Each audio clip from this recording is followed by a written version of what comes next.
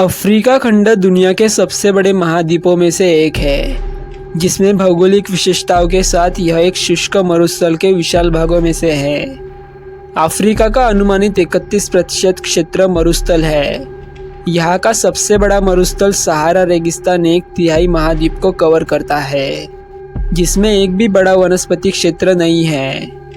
Africa के रेगिस्तान बड़े क्षेत्र से विभाजित हुए हैं और इसी विभाजन से इनके कुछ नाम बन चुके हैं और इसी के बारे में आज हम जानने वाले हैं। तो फिर चलिए आज जान लेते हैं कि अफ्रीका के 10 सबसे बड़े रेगिस्तान कौन कौन से हैं और वो अफ्रीका खंड में कहाँ पर स्थित है।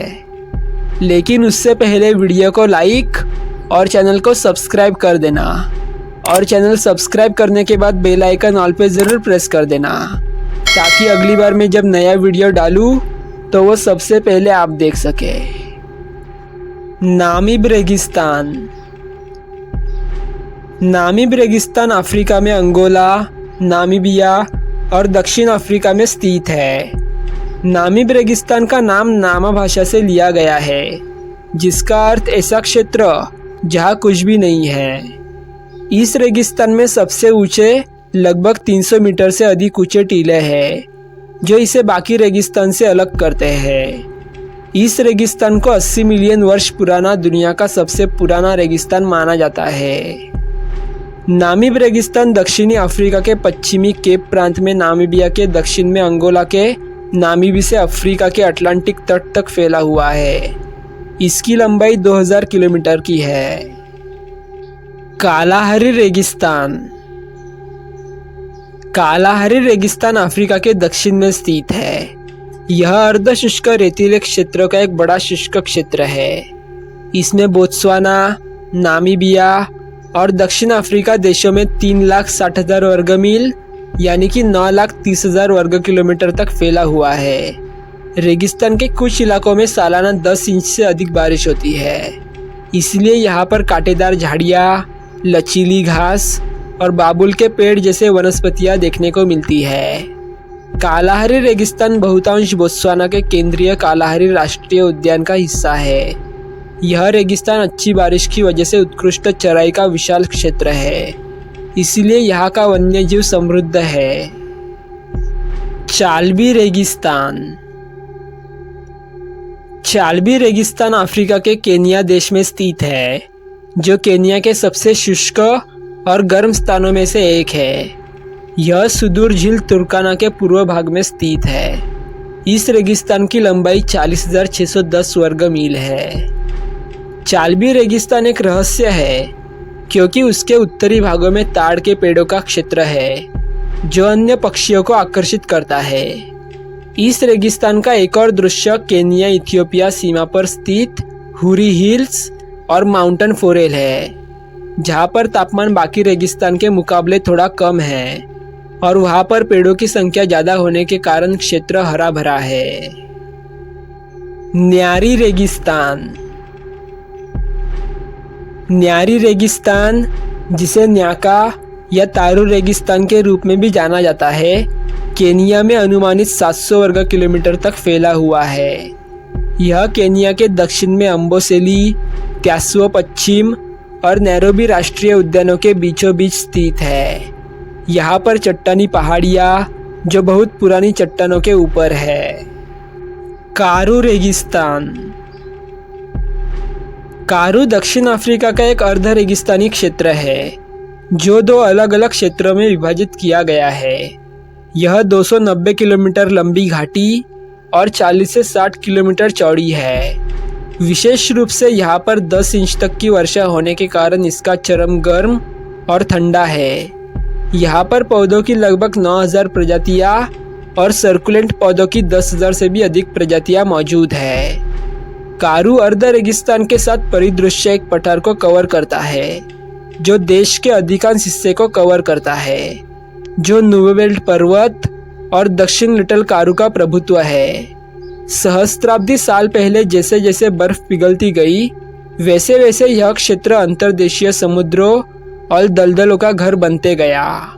इसमें कई सरीसृपों के जीवाश्म रॉक स्ट्रेट में पाए गए हैं। वास्तव में कारू रेगिस्तान को दुनिया के सबसे बड़े और सबसे महत्वपूर्ण जीवाश्म जमा देने वाले स्थलों में से एक माना जाता है।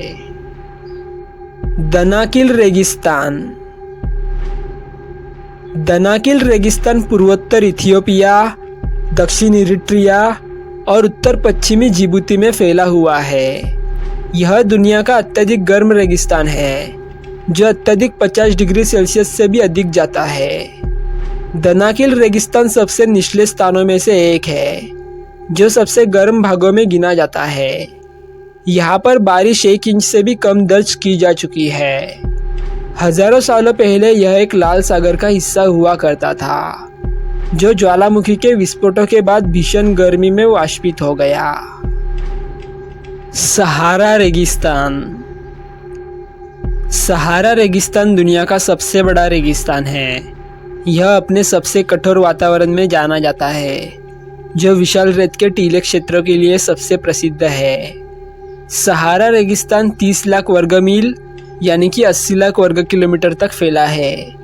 यहाँ का तापमान गर्मियों में 50 डिग्री सेल्सियस तक पहुँच जाता है और अब तक का सबसे ज़्यादा दर्ज किया गया तापमान 60 डिग्री सेल्सियस है।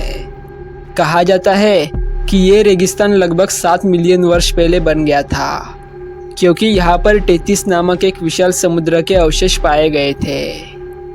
सहारा रेगिस्तान एक समान रेगिस्तान नहीं है। यह अफ्रीका के उत्तरी भागों में फैला हुआ है।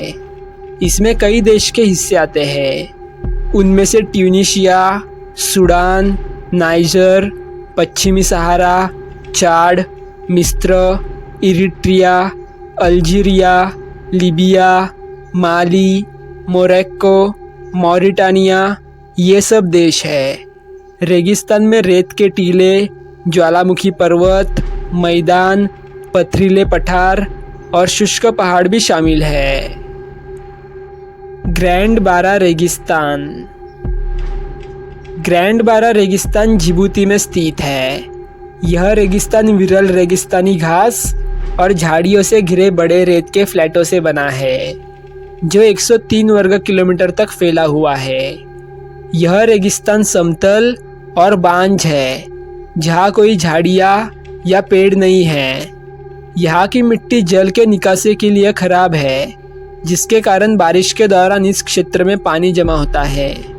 1980 में ग्रैंड बारा को पार करने के लिए जिबूती में सड़क बनाई गई थी जो जिबूती की राजधानी और दक्षिण के बीच को जोड़ता है। गूबन रेगिस्तान। गूबन मरुस्थल सोमालिया में स्थित है। यह सोमालिया के बेरेबेरा शहरों के बीच उत्तरी सोमालियाई तट के सबसे पूर्वी सिरे तक 7000 वर्ग किलोमीटर में फैला हुआ है। यहाँ का तापमान उच्च होने के साथ वार्षिक वर्षा लगभग 2 इंच इतनी है। गूबन शब्द का अर्थ जली हुई भूमि है जो पूर्व की ओर उत्तरी सोमालियाई तट के पूर्वी सिरे तक फैली हुई है। लॉम्पेल रेगिस्तान। लॉम्पेल रेगिस्तान अफ्रीका का सबसे छोटा रेगिस्तान है। इसका नाम रेगिस्तान की बस्ती के लॉम्पेला गांव के ऊपर रखा गया है।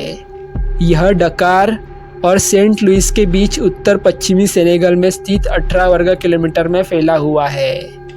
यह रेगिस्तान लोगों में एक पर्यटन के लिए लोकप्रिय है। यहाँ की लोकप्रियता इसकी नारंगी रेत के टीले हैं जो सहारा और नामीब रेगिस्तान की याद दिलाते हैं।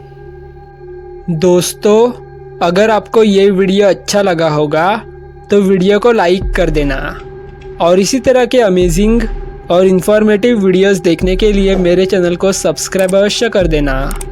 साथ ही इस वीडियो को अपने दोस्तों और परिवार वालों के साथ शेयर अवश्य करना।